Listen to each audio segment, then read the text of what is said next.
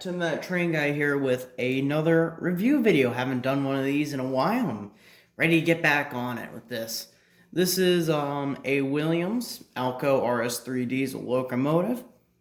And it is Seaboard 1633. We'll go over a little bit of history on the locomotive, and then we'll get into just the review portion, and then we'll take it for a spin. Anyway, so this engine was originally built as New York Central number 8277. In the 50s, it did commuter work. It pulled passenger cars in and around major cities.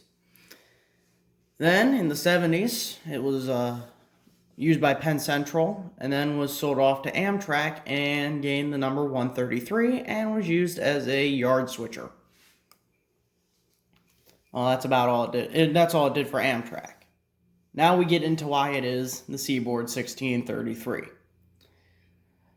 Now, Amtrak had a little bit of a baggage car shortage in the 80s and was kind of desperate for them.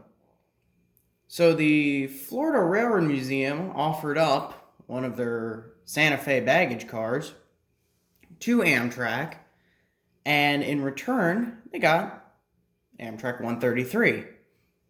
And when it got to Florida, they didn't really need an Amtrak engine, and they really didn't need a New York Central engine. So they decided to paint it as a Seaboard engine, as the line the Florida Railroad Museum uses is an ex-Seaboard line that RS3s just happen to run on occasionally. And it ran in tour service through the 80s up until about 2007. And it is waiting on parts and funding for a full restoration. And I've seen it. I've seen it in real life. It looks like this. So that's about all I'll go into on its history, and we'll get into some of the details on it, because this thing is loaded with details for the... We'll just take the phone out the holder. See, we have number boards, if it would focus on them, and they do light up. And we have separately applied handrails. There are figures in the cab. Please focus on them. There we go. And what's even cool is there's actual glass in the windows, and they almost open. They will like move around just a little bit during operation. You can't really close them because the guy's arm is in the way, but you can do. They do move around.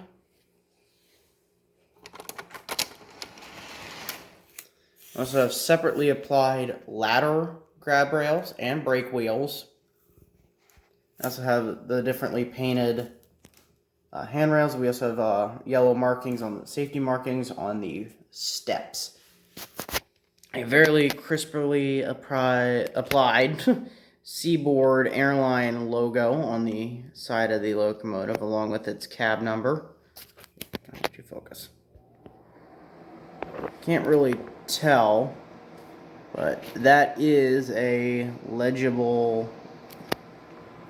There is a legible builder's plate on the side of the engine. And it's actually really cool. And if you want to know the price that my parents paid for this, because it was a Christmas gift, it was $170. Which is kind of astonishing for newish locomotive. This was originally manufactured in like the mid-2010s. So it's been about 5 to 8 years sitting on a shelf in New York, and then I got it. But it is, it was great value for money. It has the True Blast 3 sounds in it, I think. I think it's True Blast 3. So it has engine rumble, it has a horn, it has bell. It doesn't have crew talk, it doesn't have a digital control system, it doesn't use Legacy or MTH's DCS. It is fully conventional The only issue I really would kind of have with it is it doesn't have like a battery backup. So when the power goes off, all the sounds go off with it. So it's not like MTH where you turn the power off and turn it back on again. You don't have any brakes. It will turn all the sounds off on this, which is a little unfortunate. But given the price, it's pretty dang good for that. Let's see, we'll rev it up real quick and I can show off the horn and bell. And there we go, we're in neutral now. And the sounds are incremental, so when you put the throttle up, it will go up. I love these lighted number boards. These are the coolest things. When I got this out of the box and fired it up Christmas morning, and I saw those things light up, I'm like, oh. And it also does have directional headlights, which are also neat. No lights in the cab, but there wouldn't be lights on when it's operating to begin with, so it's not too much of an issue. Here's the horn.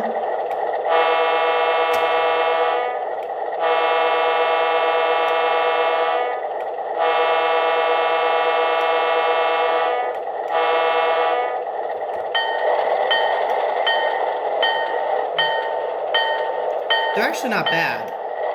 Compared to the 10-wheeler noises, these are really nice. Rev it again. And also, might as well mention, the frame, the fuel tanks, the trucks, the steps,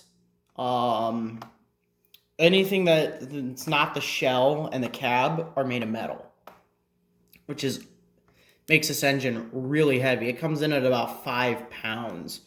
So it will tow a lot. And it has 2 motors, so all 8 wheels on this are powered. And if we flip it over, gentle on this, a wheel on each truck have traction tires. Let's see. No, actually 2. So they're opposing. Traction tire here, traction tire there, traction tire here, traction tire there. And it's metal gears. It has pickups on both. So when you're going over switches, it doesn't have any issues. And it runs really well. I wish I could figure out how to turn the sounds off. I don't think that's an option on this engine. But it probably runs just as quiet as a mouse, considering you can't even hear the motor noises over the sounds, even though the sounds are kind of loud. We also have separately applied horns. We have the impression of a fan. There's like a little molded fan in there. It does not operate, but it is in there. There's no smoke, but I wish there was smoke. Alco diesels are the only engines that really make sense to put a smoke unit in, because they do like explode every time you open up the throttle. So that might be it just for the review part. We'll put it on a decently lengthy freight train, because I can do that with this engine, and we will take it around the layout a couple times. One thing before we get started, we can actively compare the two manufacturers, because I actually have 2 RS3 diesels.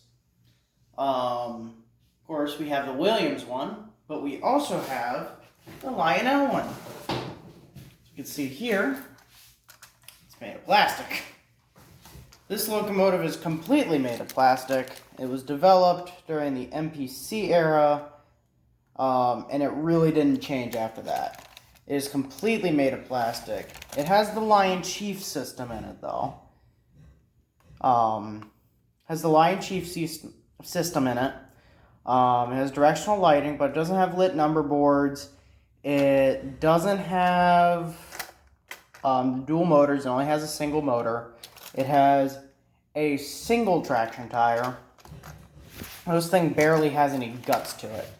It'll maybe pull like 10 cars. Oh, this thing could probably pull every car. Well, Williams one could probably pull every car I own.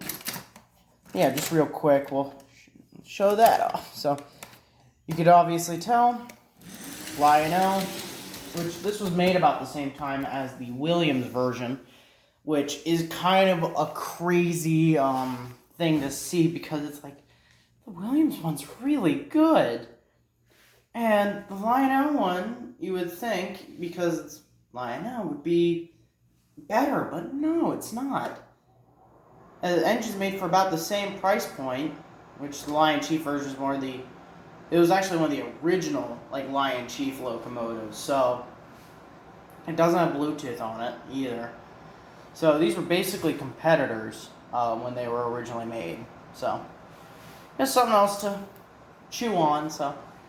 We'll get to running the RS3 now. The Williams one.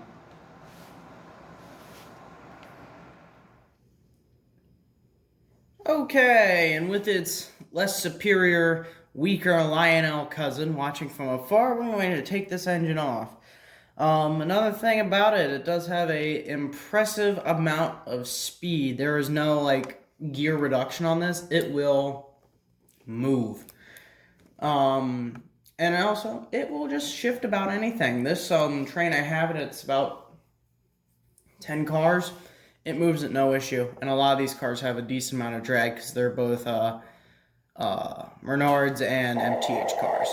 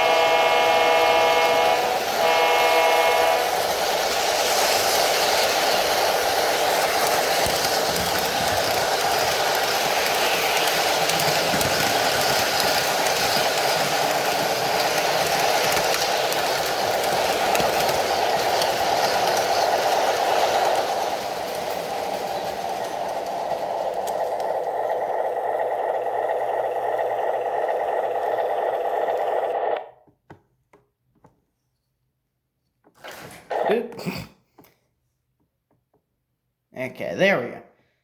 That should do it. Anyway, so that was the Seaboard RS3 by Williams. This is a great model if you can find it for under $200, which isn't the hardest thing in the world. You could do a whole lot worse. This is perfect for any of those that are still doing traditional layouts. This will go just around any corner. I think it'll even do 027. It has a scale look. It is scale size, just not really the most refined detail in the world, but it has a lot of detail where it counts. Like you have separately applied grab irons. You even have, let's see, I haven't shown this, little drop-down steps, like where crews will go from one engine to another. Those are on this locomotive. It is crazy. It packs a lot of punch. It'll pull any size train you want it to. It goes really fast if you're into that. The only couple detriments are it doesn't have the best start in the world. It sort of just jumps up and goes. And it doesn't have a smoke unit, but I can live with that for just the amount that this engine does right. It has a lot of detail for the price. It's reliable, at least as reliable as I've had it running for the last couple months as my main locomotive that I've been using. It does get hot. I would watch out for that. But Williams diesels, I found, are some of the best. I have this one, and I have my Burlington GP9, and they're just amazing. So if you see a Williams diesel and you're kind of on the fence about Williams, just go for it. They're great. Everybody else has said they're very reliable. They have the electronic E-units.